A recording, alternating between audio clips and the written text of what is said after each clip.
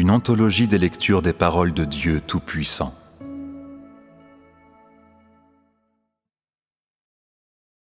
Interprétation des mystères des paroles de Dieu à l'univers entier. Chapitre 26.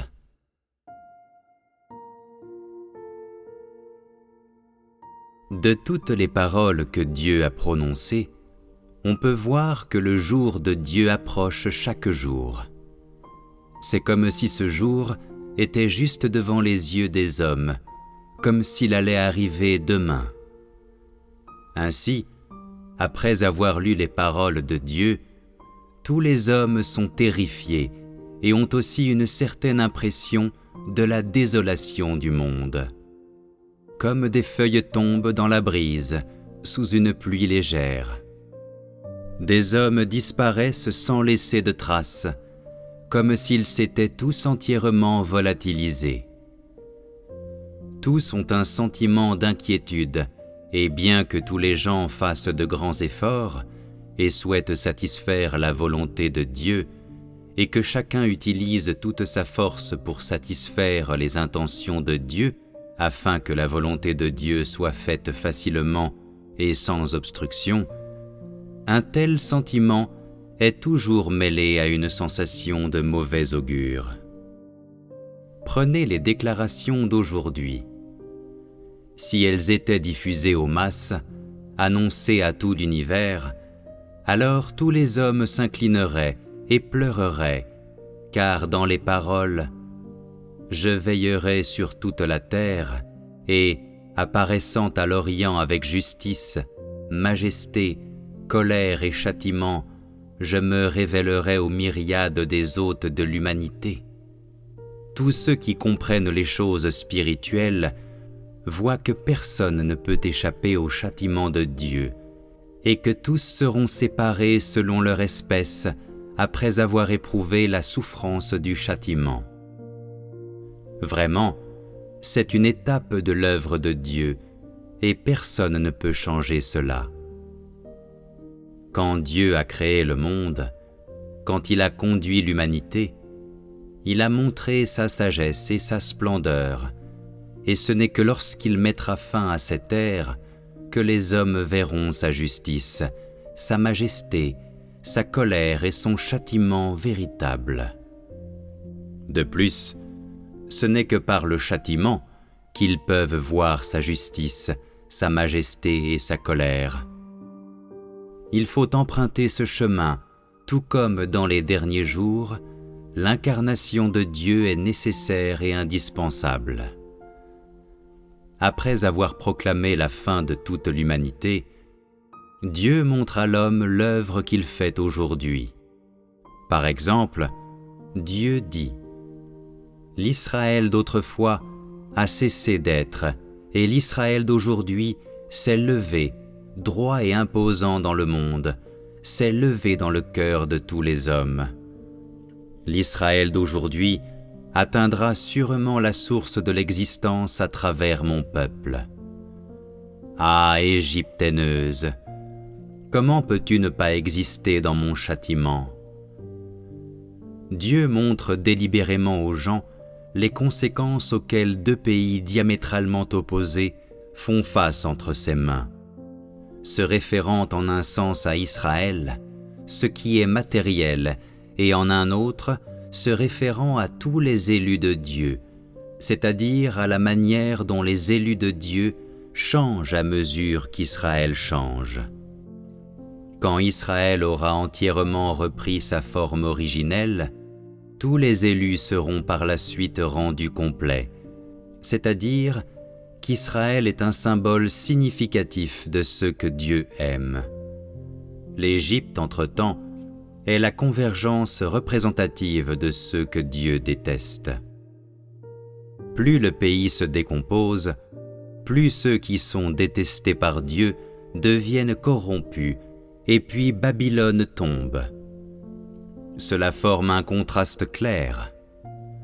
En proclamant la fin d'Israël et de l'Égypte, Dieu révèle la destination de tous les hommes. Ainsi, en mentionnant Israël, Dieu parle aussi de l'Égypte. De cela, on peut voir que le jour de la destruction de l'Égypte est le jour de l'anéantissement du monde, le jour du châtiment de tous les hommes par Dieu. Cela arrivera bientôt. Dieu est sur le point de l'accomplir. C'est quelque chose qui est tout à fait invisible à l'œil nu pour l'homme, mais indispensable et inaltérable. Dieu dit « Tous ceux qui se dressent contre moi seront certainement châtiés par moi pour l'éternité. Car je suis un Dieu jaloux, et je n'épargnerai pas les hommes à la légère pour tout ce qu'ils ont fait. » Pourquoi Dieu parle-t-il en termes si absolus? Et pourquoi est-il personnellement devenu chair dans la nation du grand dragon rouge? On peut voir le but de Dieu dans ces paroles. Il n'est pas venu pour sauver les hommes ou pour leur témoigner de la compassion, pour prendre soin d'eux ou pour les protéger. Il est venu pour châtier tous ceux qui s'opposent à lui. Car Dieu dit « Personne ne peut échapper à mon châtiment. » Dieu vit dans la chair, et de plus, il est une personne normale. Pourtant, il ne pardonne pas aux hommes leur faiblesse d'être incapables de le connaître subjectivement. Au contraire, parce qu'il est normal, il condamne les hommes pour leurs péchés par l'intermédiaire d'une personne normale. Il fait en sorte que tous ceux qui voient sa chair sont ceux qui sont châtiés, et ils deviennent ainsi des sacrifices pour tous ceux qui n'appartiennent pas au peuple de la nation du grand dragon rouge. Mais cela n'est pas l'un des buts principaux de l'incarnation de Dieu. Dieu est devenu chair principalement pour combattre, dans la chair, le grand dragon rouge et pour le couvrir de honte par le combat. Parce que la grande puissance de Dieu est davantage mise en évidence en combattant le grand dragon rouge dans la chair plutôt que dans l'esprit, Dieu combat dans la chair pour montrer ses actes et sa toute-puissance. Par l'incarnation de Dieu, un groupe innombrable d'hommes ont été condamnés innocemment. Un nombre incalculable d'hommes ont ainsi été précipités en enfer, jetés dans le châtiment et souffrent dans la chair. C'est la démonstration du tempérament juste de Dieu, et indépendamment de la façon dont ceux qui s'opposent à Dieu changent aujourd'hui, le tempérament honnête de Dieu ne changera jamais. Une fois condamnés, les hommes sont condamnés pour toujours et ne peuvent jamais se relever. Le tempérament de l'homme ne peut pas être semblable à celui de Dieu. Envers ceux qui s'opposent à Dieu, les hommes sont tour à tour chauds et froids, ils oscillent de gauche à droite, montent un instant et descendent l'instant suivant. Ils sont incapables d'être constants, haïssant parfois jusqu'à l'os ceux qui s'opposent à Dieu, parfois les chérissant. Les circonstances d'aujourd'hui sont survenues parce que les hommes ne connaissent pas l'œuvre de Dieu. Pourquoi Dieu dit-il des paroles telles que « Les anges sont des anges après tout, Dieu est Dieu après tout, les démons sont des démons après tout, les injustes sont toujours injustes et les saints sont toujours saints. Ne pouvez-vous pas le comprendre? Se pourrait-il que Dieu se soit trompé? Ainsi, Dieu dit « Chaque personne est séparée selon son espèce et retrouve sa place au sein de sa famille sans le savoir. » De cela, on peut voir qu'aujourd'hui, Dieu a déjà classé toutes choses selon leur famille, de sorte que ce n'est plus un monde infini et que les hommes ne mangent plus de la même grosse marmite, mais accomplissent leur propre devoir dans leur propre foyer, jouant leur propre rôle. C'était le plan original de Dieu en créant le monde. Après avoir été séparés selon leur espèce, les hommes, allaient manger chacun son propre repas, c'est-à-dire Dieu allait commencer le jugement. En conséquence, de la bouche de Dieu sont sorties ces paroles. Je vais restaurer l'ancien état de la création. Je vais tout ramener à sa forme originelle, changeant tout en profondeur, de sorte que tout reviendra à l'intérieur de mon plan. C'est précisément le but de toute l'œuvre de Dieu, et ce n'est pas difficile à comprendre. Dieu achèvera son œuvre.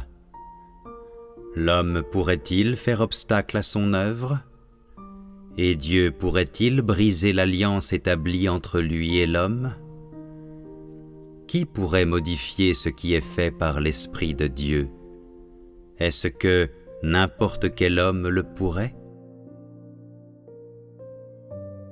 Dans le passé, les hommes ont compris une loi des paroles de Dieu. Quand les paroles de Dieu sont prononcées, elles sont bientôt réalisées.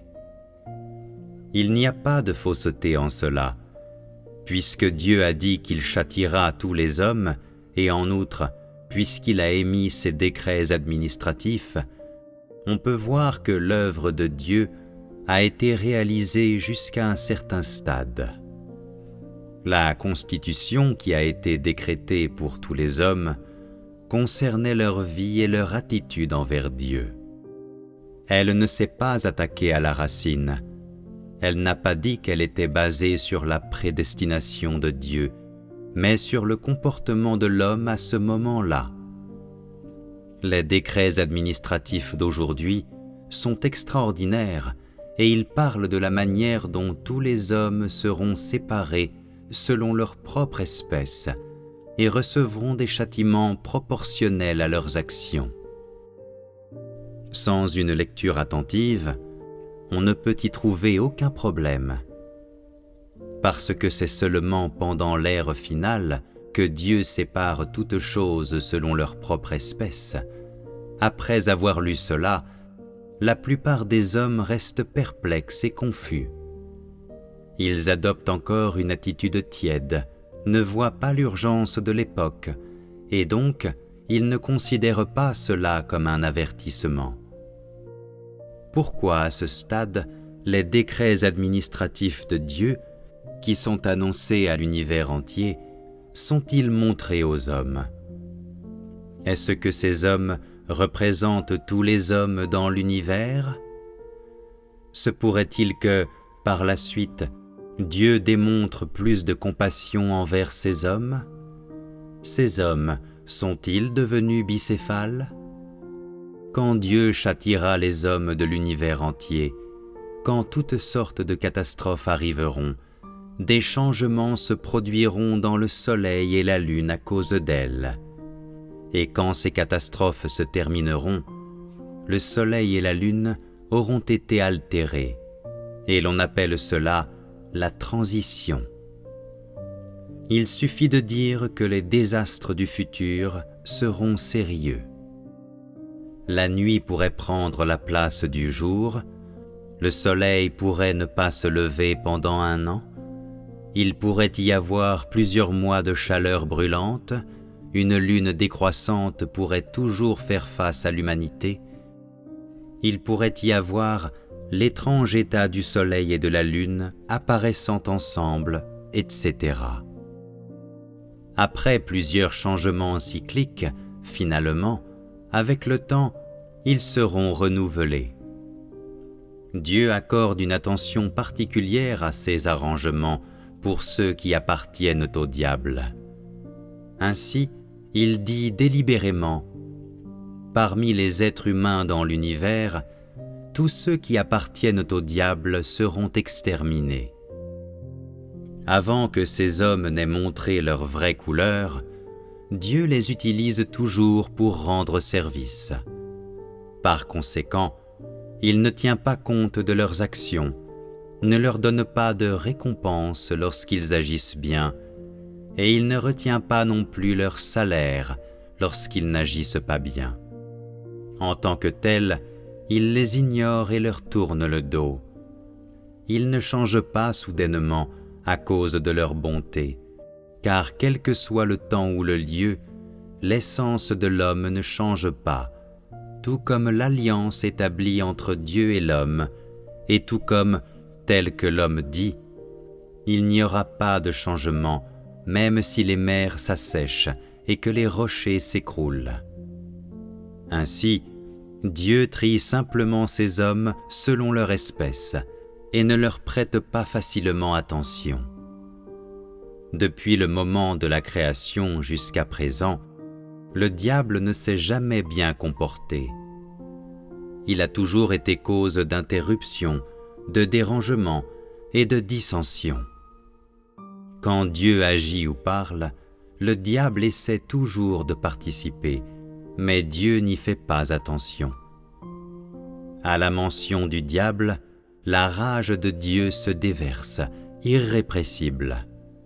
Parce qu'ils ne sont pas d'un même esprit, il n'y a donc pas de connexion, rien que la distance et la séparation. À la suite de la révélation des 7 sceaux, l'état de la terre empire et toute chose avance côte à côte avec les 7 sceaux, ne prenant pas du tout de retard. Dans toutes ces paroles, Dieu considère les hommes comme stupéfiés, mais ils ne se réveillent pas du tout. Pour atteindre un point plus élevé, pour faire ressortir la force de tous les hommes, et de plus, pour conclure l'œuvre de Dieu à son point culminant, Dieu pose aux hommes une série de questions, comme pour gonfler leur ventre, et ainsi, il réapprovisionne tous les hommes. Parce que ces hommes n'ont pas une stature réelle, en fonction des circonstances réelles, ceux qui sont gonflés sont des produits qui sont à la hauteur, tandis que ceux qui ne le sont pas sont des déchets inutiles. C'est l'exigence de Dieu pour les hommes et le but de sa méthode par laquelle il s'exprime. En particulier, quand Dieu dit « Serait-ce que lorsque je suis sur la terre, je ne sois pas le même que je suis dans le ciel ? Serait-ce que lorsque je suis au ciel, je ne sois pas capable de descendre sur la terre ? Serait-ce que, lorsque je suis sur la terre, je sois indigne d'être emporté au ciel ? » Ces questions servent de chemin plus éclairé sur lequel les hommes peuvent connaître Dieu. La volonté urgente de Dieu est visible à partir des paroles de Dieu. Les hommes sont incapables de la réaliser, et Dieu ajoute constamment des conditions, rappelant ainsi à tous les hommes de connaître le Dieu céleste sur la terre et de connaître le Dieu qui est dans les cieux mais vit sur la terre. Des paroles de Dieu, les états de l'homme peuvent être vus. Tous les hommes consacrent des efforts à mes paroles, entreprenant de leur propre chef des recherches sur mon apparence extérieure, mais ils échouent tous, leurs efforts ne produisant aucun fruit, et sont plutôt terrassés par mes paroles et n'osent pas se relever. Qui peut comprendre le chagrin de Dieu? Qui peut consoler le cœur de Dieu? Qui est en accord avec le cœur de Dieu quant à ce qu'il demande? Quand les hommes ne produisent aucun fruit, ils se renient eux-mêmes et se soumettent vraiment aux orchestrations de Dieu. Peu à peu, alors qu'ils montrent leur vrai cœur, chacun est séparé selon son espèce, et l'on voit ainsi que l'essence des anges est l'obéissance pure à Dieu. Et donc, Dieu dit « L'humanité est exposée sous sa forme originelle. Quand l'œuvre de Dieu aura atteint cette étape, elle aura été accomplie. » Dieu semble ne rien dire du fait qu'il soit un exemple pour ses fils et son peuple, se concentrant plutôt à faire en sorte que tous les hommes démontrent leur forme originelle. Comprenez-vous Le vrai sens de ces paroles